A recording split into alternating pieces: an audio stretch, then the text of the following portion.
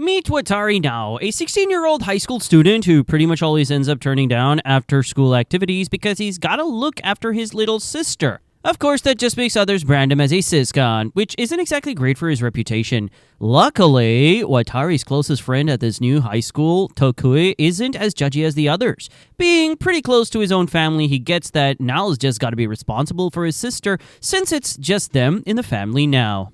Tokui isn't the only one, though, because Watari's crush, Ishihara, knows all about his situation, too. Even now, she's super accepting of him, turning down her invitation to a committee meeting about the school's flower bed. Watari, of course, feels guilty about it, but Ishihara makes it clear that she understands and is totally cool with it. Since they live close to each other, she promises to drop off the notes from today's meeting at his place and walks off.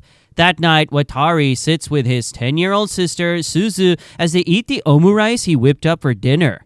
After talking a bit over the meal, Watari's doing the dishes when their aunt walks in to hand him their monthly allowance, plus some extras since they didn't get Suzu a gift for her birthday a little while ago. Said aunt is actually the owner of this house, though Watari has no clue how she's so loaded when she never leaves her room for anything at all. The next morning, Watari's helping Suzu with her hair when something she says reminds him about their parents. Tragically, both of them passed away 2 years ago, leading to Watari and Suzu having to leave their home in Shinsu to be passed from one relative to the next. It's only a month ago that they finally found some stability here with their aunt in a Tokyo suburb. After getting them both ready, Watari walks Suzu to school on their way to his own. While they're walking, Watari tells Suzu to think of a present she'd like for her birthday by the end of the day. Whatever it is, he'll do his best to make it happen. That day at school, Watari's talking to Tokui when his friend mentions a super cute transfer student in the next class to theirs. Unknown to Tokui, Watari recognizes the name of Tachibana Satsuki, and he's less than happy about it. That same day, Watari's on his way home from school when he spots Satsuki stalking him, although it's pretty openly, so I guess it's more following and less stalking. Either way, the chick seems pretty obsessed with him, so Watari eventually stops and turns around to confront her. As it turns out, he remembers Satsuki from 6 years ago, when they used to be friends in his family neighborhood in Shinshu. And for whatever reason, it sounds like, from what he's saying, Satsuki destroyed their family garden there 6 years ago, and he's still mad about it. Pretty sure he's the petty one here for all that, but alright. Anyways, after shamelessly admitting that she's been following him around since the first day she transferred here, and not just today, Satsuki tells him she needs to talk to him about something important. However, when Watari just turns her down, Satsuki pouts at him and asks why he's so mean now when he used to be so nice. Hesitantly, Watari lets out his real feelings, telling her that she's the one who just disappeared out of nowhere. Realizing she's going to have to go even harder to get through, Satsuki catches Watari in a chokehold and tells him she won't let go till he hears her out. Naturally, Watari accepts, only to run away the second she loosens up. Meanwhile, Suzu's walking home when she spots a family taking care of their little vegetable patch. Seeing them bring back a memory of their own family back in Shinshu, and she realizes what she wants as her birthday gift. Right as she does that, Watari comes zooming her way like he's being chased by a pack of hyenas. Or at least one. And her name's Satsuki. Without pausing for even a second, Watari just grabs Suzu and continues racing towards their home. Once they get home, Suzu reveals what she wants for her gift, only for Watari to be stumped. After all, they don't have any land to grow a garden on. Hearing Suzu's complaining from her room, their aunt pokes her head out to tell Watari she can use the backyard. Just one catch, though. He's going to have to clean out all the weeds himself. And so Watari and Suzu head out back to take a look at Jesus Christ. It's practically a jungle back there. Watari's in the middle of assuring Suzu that at least it's worth a shot when a third person enters the yard. As it would happen, Satsuki's chased Watari all the way here. With a gardening tool in hand, she steps forward to approach them, only for Watari to get the completely wrong idea. He just gets in front of Suzu protectively and yells at Satsuki to drop whatever grudge she's got and let them live their lives normally. At this point, Satsuki's had enough of Watari's assumptions and, avoiding her, deciding to take a more nuclear approach. She steps right into his personal space, and with zero warning, shoves her tongue so far down his throat she can taste the omurice from last night. As Suzu, their aunt, and Ishihara, who just came over with some notes, all watch in shock, Watari slowly passes out from a lack of oxygen. The next day, Watari is forced to deal with the consequences of that one-sided makeout. Not only does Aunt think he's a pervert, Suzu's mad at him for having a girlfriend and Ishihara has no idea what to think. Unable to do anything about the first two, he tries to explain the situation to Ishihara at school at least, only for Satsuki to show up and ruin that as well, specifically by walking up to Ishihara and using her honkers as stress balls while talking about how Watari likes them. Freaking out entirely, Watari grabs Satsuki and races up to the roof to chew her out in peace. But between the stunt just now, the kiss yesterday, and the garden crushing from way back when, Satsuki isn't the least bit guilty. Surprisingly, she instead shows Watari the gardening tool she had yesterday. She explains that the thing's from 6 years ago, and she was trying to return it. For Watari, this just digs up memories of their friendship, how fast they grew close as kids, how much they liked each other, and then how suddenly and out of nowhere, Satsuki destroyed their whole garden and disappeared from his life all in the same day. When he asks her why she did it, Satsuki just says she won't tell him. What she will do is apologize, and if he wants it, she'll do it in some pretty freaky ways too. Thrown for a loop, Watari tries to change the topic and gets mad at her for kissing him in front of Suzu instead. When he asks just why she'd do that though, Satsuki's expression becomes frustrated and angry. Before he can say anything else, she just tells him it doesn't matter if he doesn't even know and storms away. That evening, Watari's walking home in depression over the fact that Ishihara hasn't looked him in the eye all day. Already upset as he is, when he spots Satsuki holding up a lightly injured Suzu, he crashes all the way out, claiming that he'll protect her no matter what. Unfortunately, this just embarrasses the crap out of his sister, who Satsuki was actually helping after she tripped and scratched her knee. Oh, and she remembers Satsuki from back in the day now, so she's cool with them hanging out. And also, the trio walk home together where they find Ishihara waiting for Watari. To his shock, Ishihara asks him to go shopping for the school's garden tomorrow, almost as if to wingman him. Satsuki tells him that she'll help Suzu with the garden tomorrow, so he can go ahead. Though he's surprised, Watari jumps on the chance, and the two end up on a kinda not really date the next day. Unfortunately for Watari, he's too much of a wuss to actually confess his feelings, and only manages to explain that Satsuki isn't his girlfriend. When they finish up with their shopping and head outside, Watari's ambushed by Suzu, who couldn't stop herself from coming to see what he's doing without her. After Watari calms her down with a mini gardening tool he bought for her, Ishihara smiles at them and tells him she'll handle the materials from here. After thanking her, Watari heads home with Suzu, who lets it slip that Satsuki was actually the one who brought her here. Once they're home, Watari heads to the backyard while Suzu shows their aunt her new tool. When he gets back there, though, he finds Satsuki waiting to welcome him home. Her appearance dragging up feelings he's had bottled up for 6 years. Stunned, Watari unable to say much even when Satsuki teases him about the date he was on and jokes about wanting to go on one with him too.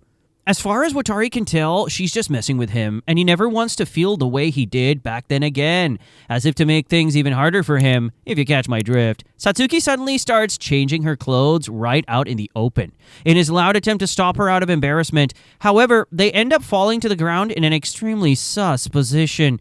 And what do you know? The super strict aunt walks out to see them at that exact moment. Yeah, he's screwed. As you'd expect, seeing the kid she's helping out getting freaky in her backyard really ticks off Nao's aunt. After a split-second crash out, she slams the door on her way inside, seeming completely furious as she goes. While Nao gets depressed and prepares to be homeless again, Satsuki apologizes for the screw-up and tells him she'll explain the misunderstanding to his aunt. Of course, he knows that's just going to complicate things more, so he tells her not to do that. Instead, he pushes down the anxiety he's feeling now and takes Suzu out for a walk. After all, he's got to prep her to lose another home now, something he's honestly grown tired of.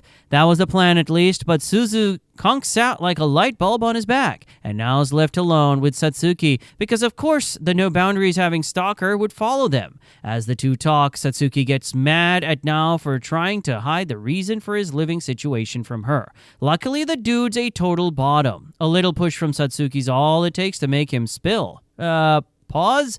Anywho, Nao explains how their aunt's just the latest of their relatives to get stuck with them. Since Nao and Suzu's parents got married against the wishes of most of their families, none of those relatives are actually close to them or even care a whole lot. Unlike Nao, though, Satsuki's got enough brain cells to see things objectively and not through the lens of depressed overthinking. She points out that his aunt's more than just the next in line. After all, she's actually been nice to him and Suzu since they've been with her. and she even let them use her backyard for their garden. None of that sounds like someone who'd kick them out over a misunderstanding. With a parting shot about moving in with her if things really do go south, Satsuki leaves Nao to think about things. Sometime later, Suzu wakes up and Nao steals his resolve. He promises never to leave her alone, but if he's going to do that, he has to make sure she can live a good life. With his mind made up, Nao returns to his aunt Tamayo's home, set on apologizing to her and making things right. Unfortunately for him, he's got anime protagonist luck, which means he ends up in the perfect spot for said aunt to walk out of the bath naked and bump into him. Guess their old place must have been in Alabama. Still, Nao's determined to see this through. After Tamayo closes the bathroom door to save her own dignity, Naoto gets on his knees and launches into a speech about how much they like living here with her, all the ways they can help each other, and how she's the only one who treated them like actual people. On the other side of the door, Tamayo's actually kind of moved, especially considering she was never really going to kick them out in the first place. After a short explanation about how he and Satsuki actually aren't together, Nao lets slip that he doesn't feel he can afford to waste time on stuff like that when he's got Suzu to take care of. Tamayo just seems thoughtful when he says that, but keeps quiet about it. She doesn't really keep quiet when he brings up his dad, though, who was Tamayo's brother. The lady seems to really hate that guy. Not sure what's that about. The next morning, the siblings head to school with Satsuki following as usual.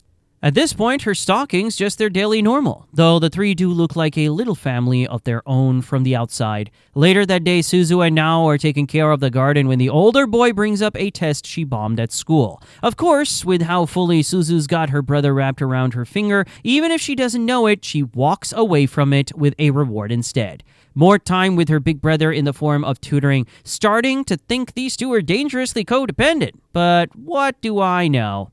The next day at school, Ishihara's offers to have a study hangout for their upcoming exams. Despite feeling he'll just slow her down since she's a lot smarter, Nao tells her he'll think about it as she leaves. Oh, and his friend Tokoi teases him about how he might actually have a shot with his crush after all, or he might be being genuine.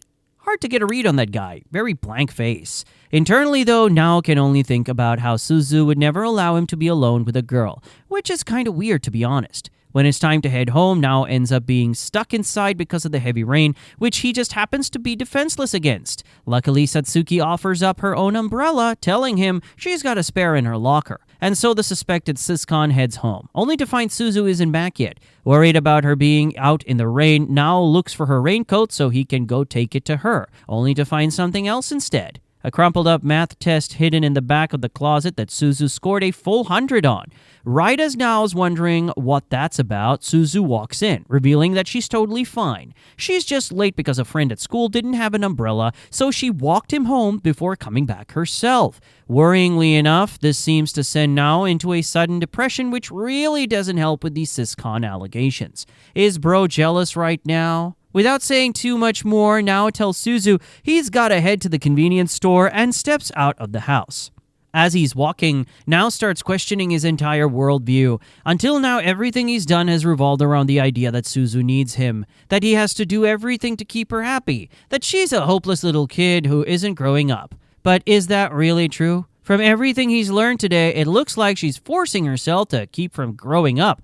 Also, he has the chance to keep dotting on her. Right as his mind's about to short-circuit, Nao runs into Satsuki. As it turns out, she didn't have a spare umbrella at all. She just wanted to help him out in facing her for lying. Nao realizes something. Suzu's not the one scared of her growing up and things changing. He is. Coming to his senses, Nao throws his raincoat over Satsuki and walks her to her place, which turns out to be a pretty rundown apartment. More concerning, though, is that it's just a 3-minute walk from his place, not exactly how close you want to be to your actual stalker. After pulling Nao into her apartment, since she lives alone, Satsuki decides to give him a wake-up call.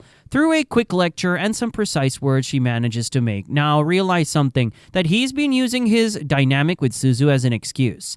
An excuse to not have to deal with other people, to not live his own life, to not have to worry about anything but her. But that can't last. Like Satsuki says, he has to do things for himself too. He doesn't necessarily deny it, but he does get mad at Satsuki and storms out.